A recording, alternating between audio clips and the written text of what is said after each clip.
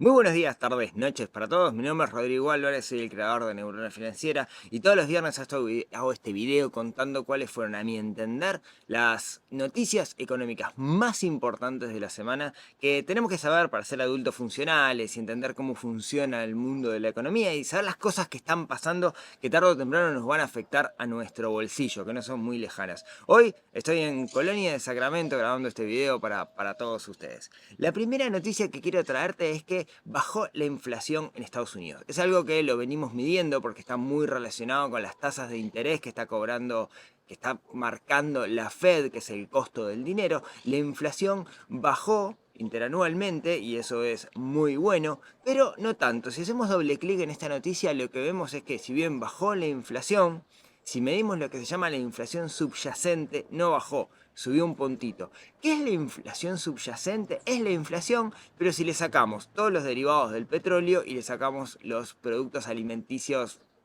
no procesados, digamos, ¿no? Carne, fruta, verdura, de todas esas cosas. Lo que quiere decir esto es que si bajó la inflación, pero la inflación subyacente, o sea, aquella que no depende de factores externos, o sea, que cosas que el gobierno no puede controlar, subió un poquito. Eso que puede llegar a querer decir que la próxima vez que se reúna la Fed, que es el 2 o 3 de mayo, es probable, y los analistas dicen, que suban nuevamente un poquito las tasas. Eso quiere decir que estamos más cerca de ese escenario de recesión que se estaba previendo para este año, que le puede complicar mucho la vida a los americanos y eso por derrame nos puede complicar mucho la vida a todos nosotros. Así que estemos atentos a ver qué pasa el 2-3 de mayo, a ver si suben las tasas, como dicen los analistas, y si se está llegando al final de este periodo de suba de tasas. En otras noticias internacionales, siempre quise decir eso, otra cosa que está pasando en Bolivia, está complicado Bolivia porque se están quedando sin dólares. Bolivia, su principal exportación es gas natural, hace ya un tiempo que no hace inversiones en explotación de gas natural y se le están secando los pozos, o como se llame cuando te estás quedando sin gas. La cuestión es que se está quedando sin dólares. La gente hace colas en los bancos para poder sacar dólares porque está perdiendo la confianza en su moneda. Y eso hace que se haya acabado los dólares, la gente sigue comprando euros, se acabaron los euros, la gente compra soles peruanos y está complicada la situación en Bolivia y tenemos que estar atentos a ver qué pasa, porque siempre que pasa algo así, se derrama para todos lados. Entonces tenemos que tener mucha atención con lo que pasa con nuestros vecinos, ya sean cercanos o no cercanos. Pasemos a noticias locales, a cosas que pasaron en Uruguay. En este informe del Observador, donde entrevistan a personas referentes del mundo inmobiliario, dicen que lo que son las viviendas en Uruguay, los inmuebles van a aumentar en el entorno del 10%, 10 a 12% en este año de forma paulatina. ¿Por qué? Porque el dólar está planchado y se transan en dólares, porque hay consejos de salario y van a subir los salarios, o sea, los costos asociados a la vivienda y por varias razones, digamos. Entonces la cuestión es que es probable que veamos una suba de las viviendas este año. Pero no tanto así los alquileres. De hecho, se piensa que los alquileres quizás acompañen un poco a la inflación, pero no mucho más.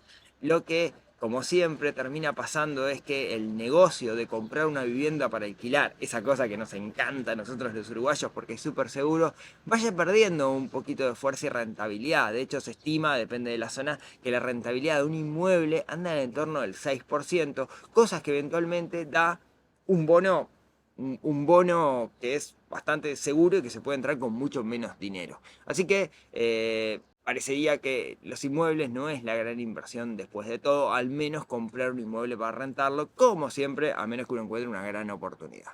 Ya que estamos hablando de Uruguay, algo que sabemos es que Uruguay está caro, lo hablábamos la semana pasada hablando del tipo de cambio real. Bueno, en esta nota nos muestran un informe donde se hace un análisis, un índice de cuáles son las capitales más caras y en Latinoamérica, para nuestra sorpresa, la capital más cara es Montevideo. No nos sorprende para nada, pero bueno, al menos no es una sensación, sino que hay terceras partes que también lo dicen. La pregunta que siempre me hago yo es, ¿hasta dónde pueden seguir subiendo los precios haciendo a este país viable, ¿no? Porque siguen subiendo mucho y tenemos precios de países de primer mundo cuando no tenemos servicios de países de primer mundo. Somos un país boutique, así que veremos qué pasa en el futuro. Está complicado esto del aumento de precios. si bien los salarios los acompañan, sigue siendo un país muy caro, en particular para la gente que viene de afuera. Y para terminar, un culebrón que hace muchos años que existe, y es esta nota donde el Tribunal de lo Contencioso Administrativo dice que el Banco Central habilitó de forma mal, digamos, lo hizo mal con Campiglia Pilay allá por el 2010-2011. Esto es un culebrón que hace muchísimos años, básicamente Consorcio en un momento dijo, vos gente, Campiglia Pilay está haciendo lo mismo que yo, pero está como disfrazado de otro tipo de organización y a mí me piden mucho más permisos de los que les piden a él. A la larga le tienen que pedir lo mismo que a mí y no se los piden. Bueno, eso tuvo idas y vueltas y juicio contra juicio, apelación, no sé qué, no sé cuánto. Llegó a la autoridad suprema, que es el Tribunal de lo Contencioso Administrativo, y dijo, sí, el Banco Central en aquel entonces la pifió. Cuestión, ¿qué va a pasar ahora? No creo que pase mucho. Campiglia Pilay hizo un comunicado diciendo, tranquilos muchachos, miren que está todo bien, pero al menos le dieron la razón a Consorcio. Estemos atentos a ver qué pasa. Yo en lo personal no creo que esto afecte a los ahorristas, aquellos que están invirtiendo en Campiglia Pilay, pero tenemos que estar atentos a ver lo que pasa. Y esas fueron, a mi entender, las noticias más relevantes de la semana en términos de economía. Si esto les gustó, recuerden que se pueden suscribir, pueden agregar la campanita para avisarles, y eso no solamente me ayuda a llegar esta información a ustedes, sino que ayuda a alimentar este algoritmo mágico que tiene YouTube y eso hace que esto llegue a más personas. Así que si hacen eso me hacen un favor enorme y si esto les gustó, nos vemos la próxima semana. Chau chau.